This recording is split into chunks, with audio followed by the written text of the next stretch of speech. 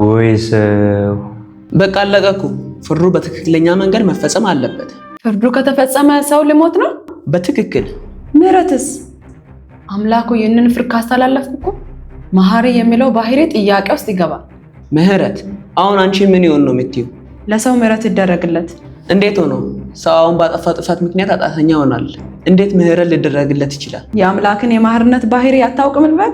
አምላክ የምህረት ብዛቱ የሚታወቀው ታላቅ የተባለውን ኃጢአትን ስምር አይደለምን?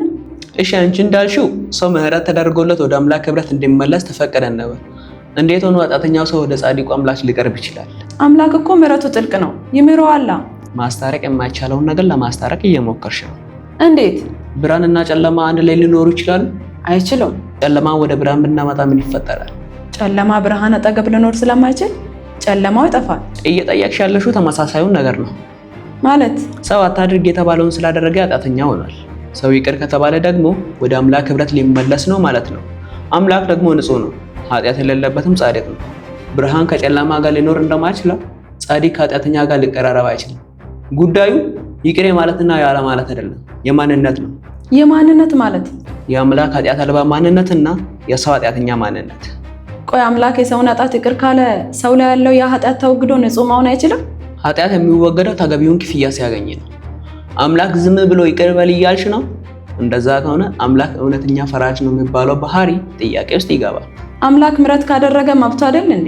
አምላክ መሐሪ ብቻ ሳይሆን እውነተኛም ነው። ስለዚህ እውነተኛ ፈራጅነቱ ኃጢአትን ሳይቀጣ ይቅር እንዳይል ያደርገዋል። አምላክ መማር ይሳነዋል እያልከኝ ነው? ይህ የብቃት ጉዳይ አይደለም፣ የማንነት እንጂ። አልከኝ እንጂ አምላክ ምህረት ማድረግ አይችልም? እኔ አምላክ ምህረት ማድረግ አይችልም አላልኩም። እኔ ያልኩት ከማንነቱ ጋር የሚጋጭ ነገር አያደርግም ነው ያልኩት። ለምሳሌ አምላክ ራሱ ማጥፋት ይችላል? አይችልም። ስለዚህ አምላክ የማይችለው ነገር አለ እያልሽ ነው። አየሽ፣ ይህ የመቻልና ያለመቻል ጉዳይ አይደለም። አምላክ ከማንነቱ ጋር የሚጋጭ ነገር አያደርግም። ቆይ ይቅር ማለት እንዴት ነው ከማንነት ጋር የሚጋጨው? ሰው እንዲያው ዝም ተብሎ ይቅር እንዳይባል ያጠፋው ጥፋት አለ። እርሱም ምንድነው? ኃጢአት። ለእያንዳንዱ ጥፋት ደግሞ ቅጣት ያስፈልጋል። ይህን ታምኛለሽ? ቅጣት ብቻ ሳይሆን ምህረትም አለ። ቅጣቱ ተትቶ ምህረት የፍትሃዊነት ነው። ምህረት ኃጢአትን ሊደመስስ አይችልም? ተመለሰች ወደ መቻልና አለመቻል ጥያቄ ውስጥ ገባሽ። ይህ የመቻልና አለመቻል ጉዳይ አይደለም። ቆይ አሁን አንተ ምን ይደረግ ነው የምትለው? ሰው አጥፍቷል እና ይቀጣ። ምን ይቀጣ? ተመጣጣኙን ቅጣት እኮ። ተመጣጣኝ ቅጣቱ ምንድነው? ከእግዚአብሔር መለየት። እንዴት? ሰው ጥፋቱን ባጠፋበት ቅጽበት ኃጢአተኛ ስለሆነ ከጻድቁና ኃጢአት ከማያውቅ አምላክ ማንነቱ ተለያይቷል።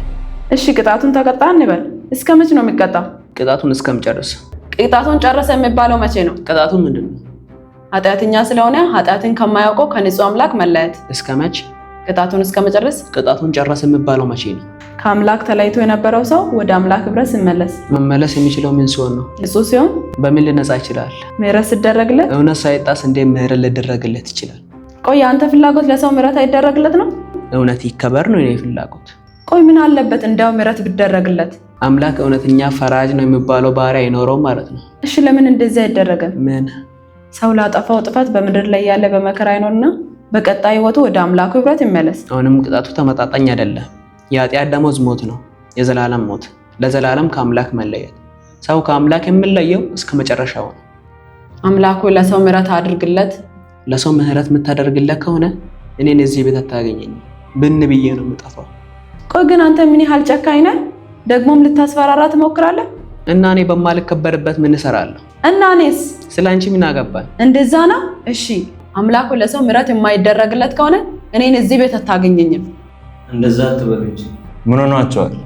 አንተም ብንብላ አጠፋም፣ አንቺም የትም አትሄጂም። ከሁለት አንዱ ውሳኔ ይወሰን ዘንድ ግድ ነው፣ ወይ እውነት አሊያም ምህረት። ከሁለቱ የአንዱ ውሳኔ ከተወሰነ አንዳችንን ያጠፋናል፣ አንዳችንን ያኖረናል። እኔ አልለዋወጥም። ትላንት መሐሪ እንደነበርኩ ሁሌም መሐሪ ነኝ። ትላንት እውነተኛ እንደነበርኩ ሁሌም እውነተኛ ነኝ። በጊዜ ሂደት የምለዋወጥ ማንነት የለኝም፣ ደሞም አይኖረኝም። እንዴት ልታስታርቀን ትችላለህ? አንድ መንገድ አለ። የገዛ ክንዴ መድኃኒት አመጣልኝ።